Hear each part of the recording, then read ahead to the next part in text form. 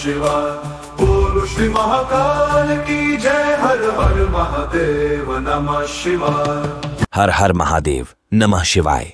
नमस्ते, स्वागत है इस ज्ञानवर्धक यात्रा में जहां हम चामकम और नामकम के रहस्यों को जानेंगे, जो वैदिक भारत का एक प्राचीन और महत्वपूर्ण स्तोत्र है। श्री रुद्रम का हिस्सा होने के नाते चामकम का वैदिक परंपरा में एक अनूठा स्थान है और यह कृष्ण यजुर्वेद की तैत्तिरीय संहिता में समाहित है। इस वीडियो में हम इसके गहरे अर्थों, ऐतिहासिक संदर्भों और भारत की आध्यात्मिक और सांस्कृतिक प्रगति में इसकी प्रासंगिकता को समझेंगे। चामकम और नामकम का परिचय। नामकम और चामकम श्री रुद्रम के दो महत्वपूर्ण भाग हैं। नामकम पहला भाग है जहां साधक भगवान रुद्र भगवान शिव का एक रूप की स्तुति करता है, उनकी उपस्थिति को सृष्टि के हर कण में स्वीकारते हुए रक्षा, शक्ति और आशीर्वाद की याचना करता है। यहां नमकम से रुद्र पर एक श्लोक है, नमः सोमाय च रुद्राय च, और यहां चमकम में रुद्र की स्तुति का तरीका है। अग्निश्च में कामश्च में यह रुद्र के सर्वव्यापी होने को दर्शाता है, जो प्रकृति के सौम्य और उग्र दोनों रूपों में प्रकट होते हैं। दूसरी ओर चामकम दूसरा भाग है जहां साधक भौतिक आध्यात्मिक समृद्धि के लिए विभिन्न चीजों की याचना करता है। यह वैदिक दर्शन के मूल सिद्धांतों के अनुरूप है, जो सांसारिक आवश्यकताओं और आध्यात्मिक आकांक्षाओं के बीच संतुलन को उजागर करता है। वैदिक उत्पत्ति। कृष्ण यजुर्वेद में चामकम और नामकम दोनों ही कृष्ण यजुर्वेद की तैत्तिरीय संहिता का हिस्सा हैं। यजुर्वेद मुख्य रूप से यज्ञों और अनुष्ठानों पर केंद्रित है। नामकम श्री रुद्रम का पहला भाग है जहां साधक भगवान रुद्र की स्तुति करता है और उन्हें सृष्टि के हर रूप में स्वीकारता है। इसके बाद चामकम आता है, जो स्तुति के साथ साथ ईश्वर से भौतिक और आध्यात्मिक उन्नति के लिए आशीर्वाद की याचना करता है। यहां संदर्भ महत्वपूर्ण है। वैदिक साहित्य में भौतिक और आध्यात्मिक संसार को अलग नहीं किया गया है। ये दैनिक जीवन और आत्मा की ऊंचाइयों के बीच के संतुलन को ही सनातन धर्म का सार माना गया है, जिसका भारत हजारों वर्षों से संरक्षक रहा है।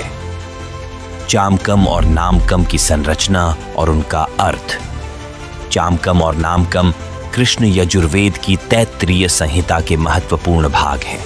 नमः शंभवे च मयोभवे चे, नमः शंकराय च मयस्कराय चे, नमः शिवाय च शिवतराय चे। नमस्कार है उन्हें जो आनंद के स्रोत हैं और जो सुख प्रदान करते हैं। नमस्कार है उन्हें जो कल्याणकारी हैं और जो भलाई देने वाले हैं। इन्हें परंपरागत रूप से रुद्र यज्ञ के दौरान एक साथ उच्चारित किया जाता है। नामकम का नाम इसके बार बार प्रयोग होने वाले शब्द नमः प्रणाम से लिया गया है, जबकि चामकम को इसके बार बार उपयोग किए गए वाक्यांश च में और मुझे यह प्रदान करें से नाम मिला है। ये दोनों मिलकर एक संपूर्ण आध्यात्मिक ढांचा बनाते हैं, जहां नामकम ईश्वर के प्रति समर्पण को व्यक्त करता है और चामकम में दिव्य आशीर्वाद की याचना की जाती है। नामकम समर्पण और श्रद्धा। नामकम में कुल 11 अनुवाक खंड होते हैं, जिनमें साधक भगवान रुद्र को उनकी विभिन्न रूपों और प्रकृति में नमन करता है, चाहे वे सौम्य हों या उग्र। यह ईश्वर के दोहरे स्वरूप को दर्शाता है, जो सृजन और विनाश, सुख और दुख दोनों को समेटे हुए है। नामकम में साधक बार बार नमः का उच्चारण करता है, जो जीवन के हर पहलू, अच्छे और बुरे, भौतिक और आध्यात्मिक के प्रति समर्पण और सम्मान का प्रतीक है। सभी रूपों में दिव्य को नमन। नामकम के अनुवाक भगवान रुद्र की विस्तृत अभिव्यक्तियों को कवर करते हैं, जिनमें प्राकृतिक तत्व जैसे हवा, वर्षा और गर्जना, और ब्रह्मांड में रुद्र की विभिन्न भूमिकाएं, विनाशक, रक्षक और पालनकर्ता शामिल हैं। यह व्यापक नमन वैदिक समझ को दर्शाता है कि ईश्वर हर चीज में विद्यमान है, जानवरों, मनुष्यों, प्रकृति और यहां तक कि भय और मृत्यु जैसे अमूर्त विचारों में भी। उग्र और सौम्य रूपों के बीच संतुलन। नामकम की एक अनूठी विशेषता यह है कि यह रुद्र के उग्र और दयालु दोनों रूपों को पहचानता है।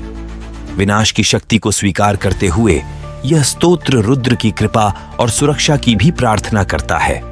यह द्वैत वैदिक श्रद्धा को दर्शाता है, जो यह स्वीकार करती है कि सृजन और विनाश दोनों ही ब्रह्मांडीय व्यवस्था रथ के लिए आवश्यक हैं। चामकम, इच्छाएं और पूर्ति। प्रारंभ में ये इच्छाएं भौतिक प्रतीत होती हैं, धन, स्वास्थ्य और शक्ति की मांग, लेकिन गहरे स्तर पर ये आध्यात्मिक आकांक्षाओं को व्यक्त करती है। भौतिक और आध्यात्मिक द्वैत चामकम के शुरुआती अनुवाक भौतिक आवश्यकताओं जैसे भोजन, मवेशी, दीर्घायु आदि की मांगों से भरे हुए हैं। हालांकि वैदिक विचार में ये इच्छाएं ध्यान भटकाने वाली नहीं मानी जाती, बल्कि किसी के कर्तव्यों, धर्म को पूरा करने के लिए आवश्यक होती है। एक समृद्ध जीवन उच्च आध्यात्मिक लक्ष्यों की प्राप्ति में सहायक होता है। जैसे जैसे पाठ आगे बढ़ता है, इच्छाएं ज्ञान, आत्मनियंत्रण और आध्यात्मिक जागरूकता की ओर मुड़ जाती हैं, जो भौतिक संपत्ति, अर्थ से आध्यात्मिक मुक्ति, मोक्ष की यात्रा का प्रतीक है। अंक विद्या और ब्रह्मांडीय व्यवस्था।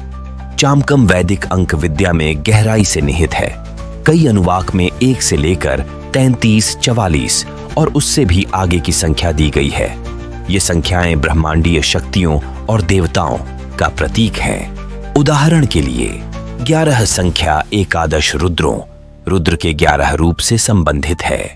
33 संख्या वैदिक देवताओं और ब्रह्मांडीय सिद्धांतों का प्रतिनिधित्व करती है। ये संख्याएं व्यक्ति और ब्रह्मांड के बीच की परस्पर संबद्धता को दर्शाती है। साधक अपनी इच्छाओं को ब्रह्मांडीय व्यवस्था के साथ संरेखित करने का प्रयास करता है, जिससे भौतिक और आध्यात्मिक क्षेत्रों के बीच सामंजस्य सुनिश्चित हो सके। नामकम और चामकम में इच्छा का रहस्य। नामकम और चामकम दोनों का एक प्रमुख पहलू उनकी इच्छाओं का उपचार है। नामकम सुरक्षा और संरक्षण के लिए समर्पण की इच्छा व्यक्त करता है, जबकि चामकम सांसारिक और आध्यात्मिक पूर्ति दोनों की इच्छाओं को दर्शाता है। वैदिक दर्शन में इच्छाओं को स्वाभाविक रूप से नकारात्मक नहीं माना जाता है। इसके बजाय यदि वे धर्म के साथ संरेखित हों तो उन्हें आत्म साक्षात्कार के उपकरण के रूप में देखा जाता है। चामकम में भौतिक आशीर्वाद के लिए बार बार की गई याचनाएं वास्तव में उस गहरी इच्छा में निहित होती हैं, जो एक संतुलित, सार्थक जीवन के लिए होती हैं, जो आध्यात्मिक विकास का समर्थन करती हैं। इस प्रकार दोनों स्तोत्र एक समग्र जीवन की वकालत करते हैं, जहां भौतिक समृद्धि, आध्यात्मिक वृद्धि समान रूप से महत्वपूर्ण है और एक दूसरे के पूरक हैं। नामकम और चामकम का ऐतिहासिक, सांस्कृतिक महत्व। भारत में नामकम और चामकम का वैदिक परंपरा में अत्यधिक ऐतिहासिक और सांस्कृतिक महत्व है। इनकी उच्चारण वैदिक अनुष्ठानों का एक अभिन्न हिस्सा रही है, विशेष रूप से भगवान शिव की उपासना में, और आज भी यह भारत की आध्यात्मिक और सांस्कृतिक परंपराओं में एक महत्वपूर्ण भूमिका निभाते हैं। वैदिक अनुष्ठानों में नामकम की भूमिका। नामकम, जो रुद्र यज्ञ का हिस्सा है, प्राचीन काल से पवित्र अनुष्ठानों में गाया जाता रहा है। इसका केंद्रीय विषय भगवान रुद्र के प्रति समर्पण है, जो जीवन के हर पहलू में व्याप्त हैं, प्राकृतिक शक्तियों, जानवरों, मनुष्यों और पूरे ब्रह्मांड में। ऐतिहासिक रूप से नामकम को रुद्र के उग्र रूप को शांत करने के लिए उच्चारित किया जाता था, जिससे उनकी सुरक्षा और कृपा प्राप्त हो सके। यह विशेष रूप से वैदिक यज्ञों के दौरान महत्वपूर्ण था, जहां उद्देश्य ब्रह्मांडीय शक्तियों को संतुलित करना और व्यक्ति और समुदाय दोनों के लिए समृद्धि, स्वास्थ्य और सुरक्षा सुनिश्चित करना था।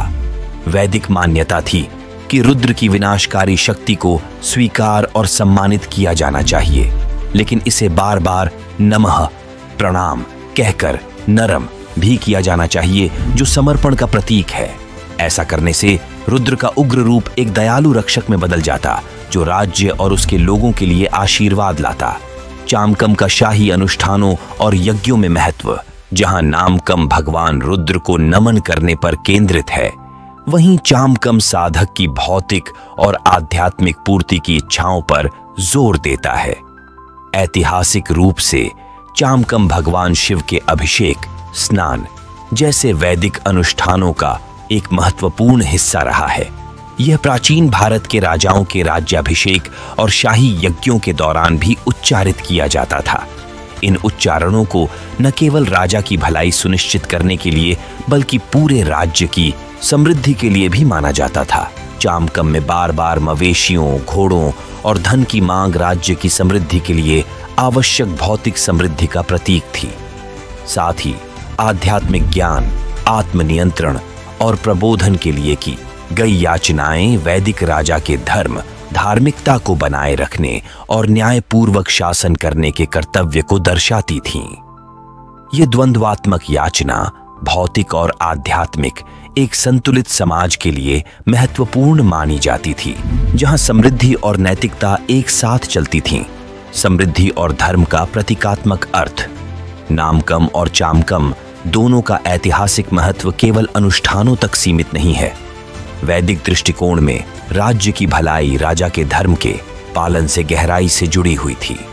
नामकम का उच्चारण रुद्र की सुरक्षा और कृपा को बुलाता था, जबकि चामकम में भौतिक और आध्यात्मिक संसाधनों की याचना राजा की इस जिम्मेदारी का प्रतीक थी कि वह न केवल समृद्धि सुनिश्चित करे बल्कि धार्मिकता का भी पालन करे।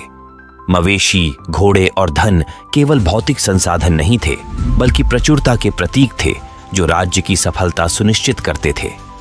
दूसरी ओर आध्यात्मिक ज्ञान और आत्मनियंत्रण को उन गुणों के रूप में देखा जाता था जो राजा को बुद्धिमानी से शासन करने और अपने लोगों की रक्षा करने के लिए मार्गदर्शन करते थे, साथ ही ब्रह्मांडीय संतुलन को बनाए रखते थे।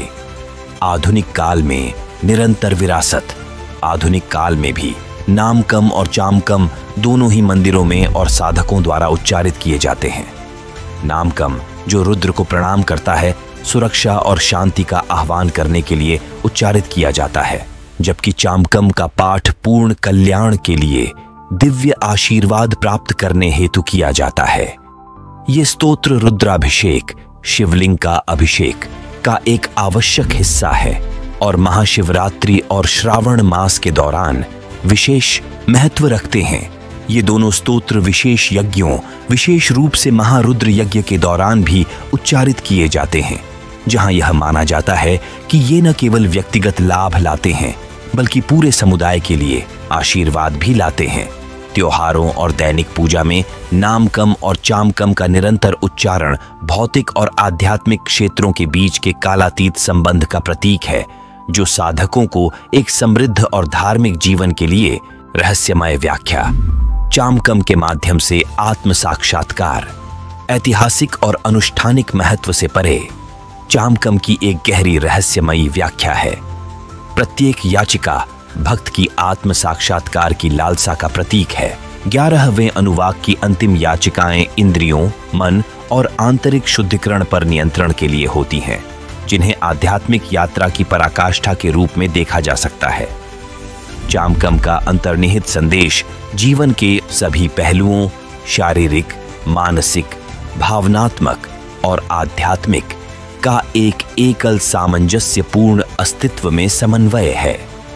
यह सिखाता है कि दिव्य इच्छा के साथ संरेखित जीवन जीने का अर्थ है सांसारिक कर्तव्यों और आंतरिक ज्ञान की खोज के बीच संतुलन बनाना। नमो अस्तु नीलग्रीवाय सहस्राक्षाय मिधुष्टे। रुद्र को नमन, जिनका गला नीला है और हजारों नेत्र हैं जो आशीर्वादों की वर्षा करते हैं। यह श्लोक रुद्र की सभी रूपों में स्तुति करता है, क्रोधी से लेकर करुणामय तक, और वैदिक विश्वास को उजागर करता है कि देवत्व के कई आयाम होते हैं। चामकम में वैदिक देवता। तैत्तिरीय संहिता के कृष्ण यजुर्वेद में मिलने वाले चामकम स्तोत्र में उन दिव्य शक्तियों के कई संदर्भ हैं जो ब्रह्मांड पर शासन करती हैं। ये वैदिक देवता प्रकृति और मानव जीवन के विभिन्न पहलुओं का प्रतिनिधित्व करते हैं, जो ब्रह्मांडीय व्यवस्था, रत और भौतिक संसार के बीच के परस्पर संबंधों को दर्शाते हैं। यहाँ चामकम में वैदिक देवताओं का आह्वान और उनका महत्व है। रुद्र, शिव, श्री रुद्रम और चामकम के केंद्रीय देवता रुद्र हैं, जिन्हें शिव के एक क्रोधी रूप के रूप में पहचाना जाता है। चामकम में रुद्र से न केवल सुरक्षा और धन बल्कि शांति और सामंजस्य की भी प्रार्थना की जाती है। रुद्र विनाश और पुनर्जन्म दोनों का प्रतिनिधित्व करते हैं, जो जीवन और मृत्यु के निरंतर चक्र को सुनिश्चित करते हैं। उनका द्वैत रूप अज्ञानता को नष्ट करने और आध्यात्मिक ज्ञान प्रदान करने की दिव्य शक्ति का प्रतीक है। अग्नि, अग्निदेव। वैदिक यज्ञम में अग्नि वह संदेशवाहक हैं जो देवताओं को भेंट पहुंचाते हैं। यजुर्वेद में अग्नि का बार बार उल्लेख इस बात को दर्शाता है कि अग्नि मानव और दिव्य क्षेत्र के बीच महत्वपूर्ण भूमिका निभाते हैं। चामकम में अग्नि से अच्छे स्वास्थ्य, जीवटता और यज्ञों में महत्वपूर्ण है। अग्नि श्लोक नमकम, नम आग्निवे शराय च तपसेच। अग्नि श्लोक चमकम, अग्निश्च में कामश्च में। चामकम में इंद्र की उपस्थिति प्राचीन समाज की कृषि और मानसून पर निर्भरता को दर्शाती है, जो समृद्धि के लिए आवश्यक था। इंद्र का आह्वान करते हुए यह स्तोत्र फसलों और जानवरों के पोषण के लिए वर्षा की आवश्यकता पर जोर देता है। इंद्र श्लोक, इंद्राय चाग्नेय च नमः, इंद्राय नमः। वज्रम बिभ्रद इंद्रः पुरुहूतः पुरंदरः, जिससे जीवन और विकास सुनिश्चित हो सके। वायु, वायुदेव। वायु और जीवन शक्ति प्राण के देवता हैं, जिनका चामकम में आजीविका और सांस के संदर्भ में उल्लेख है। वह जीवनदाता हैं और चामकम में जीवन शक्ति, जीवटता और दीर्घायु की प्रार्थनाएं वायु से अप्रत्यक्ष रूप से जुड़ी होती हैं। वैदिक दृष्टिकोण में वायु और वायु को भौतिक और आध्यात्मिक संसारों में संतुलन बनाए रखने के लिए महत्वपूर्ण माना जाता है। वायवे च प्राणाय च नमः, वायुरग्निर्वायुरिंद्रो वायुरिष्ट्यो वायुः पवमानः। वरुण, जल देवता। वरुण जो महासागरों, नदियों और नैतिक व्यवस्था, रत्न का शासन करते हैं, का चामकम में जल के संदर्भ में आह्वान किया गया है।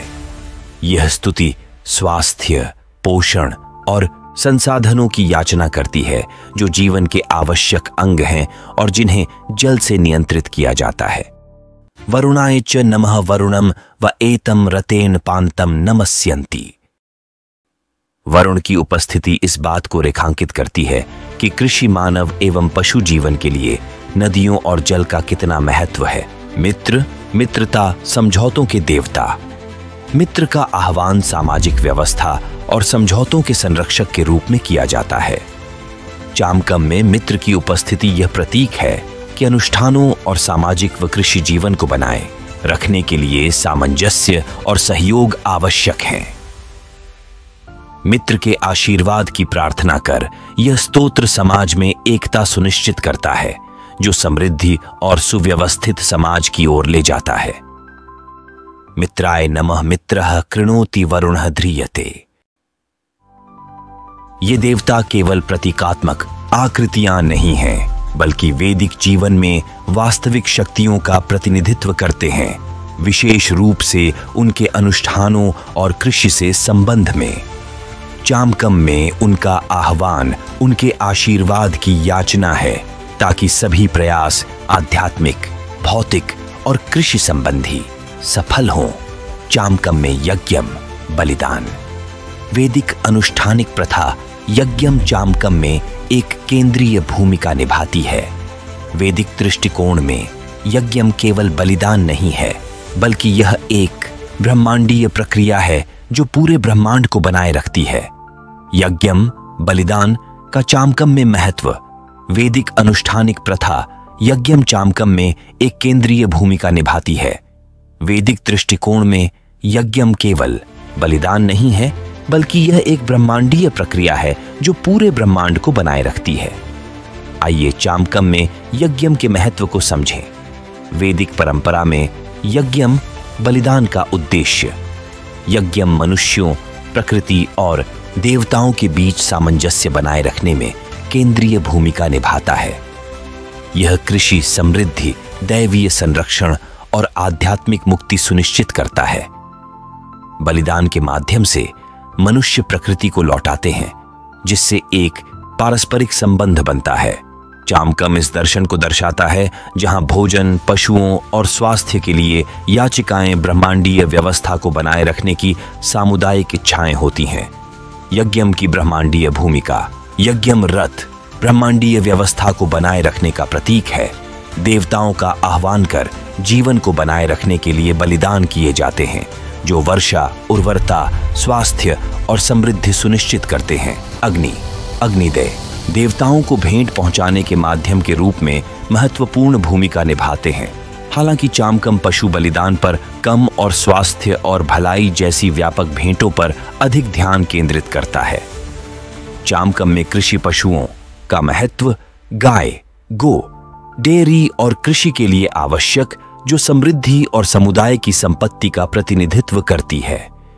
घोड़े, अश्व, शक्ति और तेजी के प्रतीक, जो शाही जुलूस, व्यापार और युद्ध में महत्वपूर्ण भूमिका निभाते हैं। बकरी भेड़, अजाविक, ऊन और दूध प्रदान करती हैं, जो चरागाही अर्थव्यवस्था और धार्मिक अनुष्ठानों का अभिन्न अंग हैं। सांड, वृषभ, शक्ति और धर्म के प्रतीक, जो कृषि और आध्यात्मिक व्यवस्था में महत्वपूर्ण भूमिका निभाते हैं। वैदिक अनुष्ठानों में धातुओं का महत्व, सोना, हिरण्य, पवित्रता और अमृतत्व का प्रतीक, जो धार्मिक भेंटों में उपयोग होता है।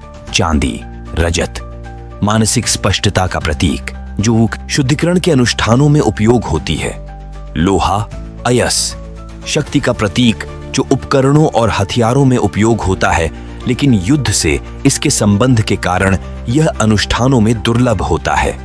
तांबा, ताम्र, ऊर्जा और अग्नि से जुड़ा, जो अनुष्ठानिक उपकरणों के लिए महत्वपूर्ण होता है। कांस्य, कांस्य, स्थायित्व और सुंदरता का प्रतीक, जो मूर्तियों और धार्मिक कला में उपयोग होता है। चामकम में भोजन और अनाज का महत्व। चावल, दैनिक जीवन और यज्ञों में एक प्रमुख खाद्य पदार्थ। जौ, भोजन और अश्वमेध यज्ञ जैसे अनुष्ठानों में उपयोग होता है। गेहूं, वैदिक आहार का हिस्सा, लेकिन अनुष्ठानों में कम प्रमुख।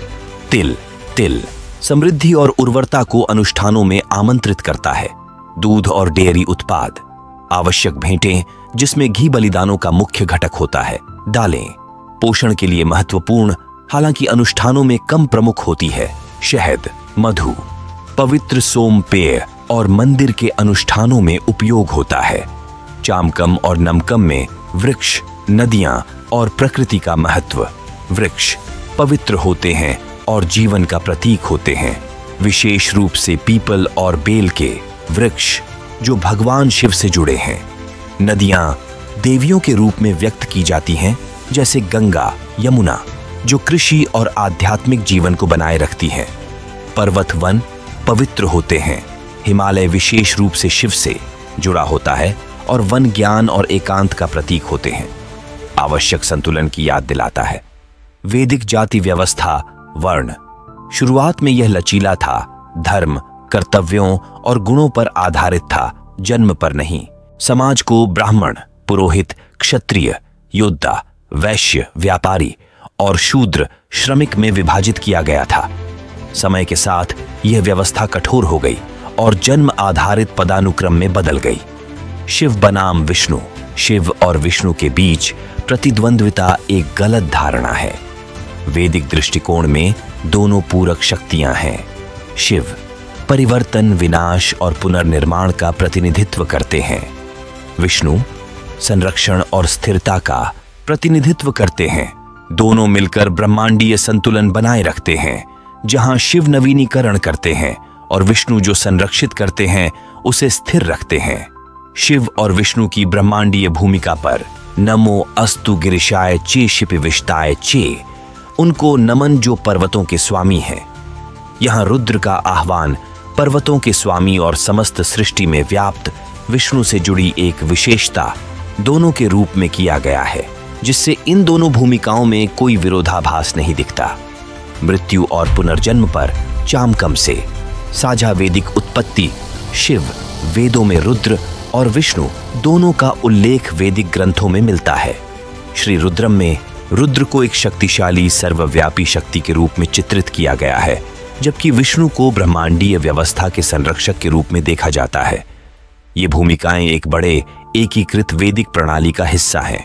निर्दोष संप्रदायवाद, शिव और विष्णु के बीच संघर्ष का मिथक मुख्य रूप से शैव और वैष्णव संप्रदायों की अपने अपने देवता की महत्ता पर जोर देने की इच्छा का परिणाम है।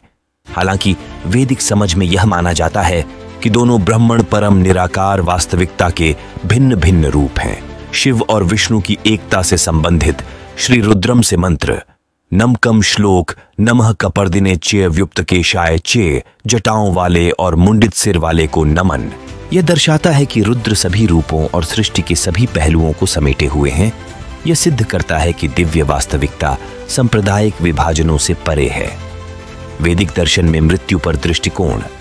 वैदिक दृष्टिकोण में मृत्यु जीवन के चक्र से गहराई से जुड़ी हुई है। मृत्यु को अंत के रूप में नहीं, बल्कि आत्मा की एक अवस्था से दूसरी अवस्था की यात्रा के रूप में देखा जाता है। यहां मृत्यु पर वैदिक दृष्टिकोण का एक संक्षिप्त विवरण है। पुनर्जन्म और कर्म। वैदिक सोच में आत्मा अमर है और मृत्यु केवल भौतिक शरीर को छोड़ने का कार्य है। आत्मा अपनी यात्रा जारी रखती है जो पिछले जन्मों के संचित कर्म पर आधारित होती है। अंतिम लक्ष्य इस जन्म और मृत्यु के चक्र से मुक्ति मोक्ष प्राप्त करना है। मृत्यु में शिव की भूमिका। मृत्युम तर्चामि तरसा, मैं शक्ति से मृत्यु पर विजय प्राप्त करता हूं।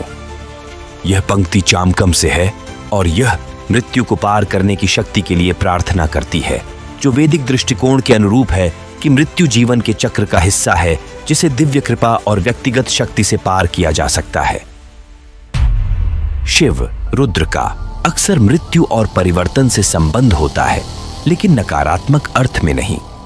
विनाश के देवता के रूप में शिव को उस व्यक्ति के रूप में भी देखा जाता है जो आत्मा को भौतिक अस्तित्व के बंधन से मुक्त करते हैं। महाकाल महान समय के रूप में उनका रूप जीवन, मृत्यु और पुनर्जन्म की प्राकृतिक प्रगति का संचालन करता है। मृत्यु एक मार्ग के रूप में वैदिक अनुष्ठानों में मृत्यु को अस्तित्व के अगले चरण में जाने के मार्ग के रूप में देखा जाता है। अंत्येष्टि संस्कार इस प्रकार से किए जाते हैं ताकि आत्मा शांति से पार कर सके और एक अच्छा पुनर्जन्म, या यदि व्यक्ति ने धार्मिक जीवन जिया है तो मोक्ष प्राप्त कर सके। श्री रुद्रम से मृत्यु पर मंत्र त्र्यंबकम यजामहे सुगंधिम पुष्टिवर्धनम उर्वारुकमिव बंधनान मृत्योर्मुक्षीयमामृतात्। यह यजुर्वेद से है, परंतु रुद्रम का प्रत्यक्ष हिस्सा नहीं है, फिर भी इसे अक्सर इसके साथ पाठ किया जाता है। अनुवाद। हम सुगंधित 3 नेत्रों वाले की पूजा करते हैं जो पोषण बढ़ाते हैं। वे हमें मृत्यु के बंधन से मुक्त करें, जैसे ककड़ी अपने बेल से मुक्त होती है, लेकिन अमरता से नहीं। यदि आपको इस वीडियो से कुछ सीखने को मिला हो तो कृपया अपने अनुभव को नीचे टिप्पणी करके हमारे साथ साझा करें और हमारे चैनल को लाइक और सब्सक्राइब करना न भूलें, ताकि आपको ऐसे और भी ज्ञानवर्धक वीडियो मिलते रहें। धन्यवाद। श्री महाकाल की जय। हर हर महादेव नमः शिवाय। नमो रुद्राय पिनकिने महेश्वराय त्रिपुरांतकाय शिवाय शाश्वताय नमः। नमः कालेश्वराय शंभवे नीलकंठाय सदा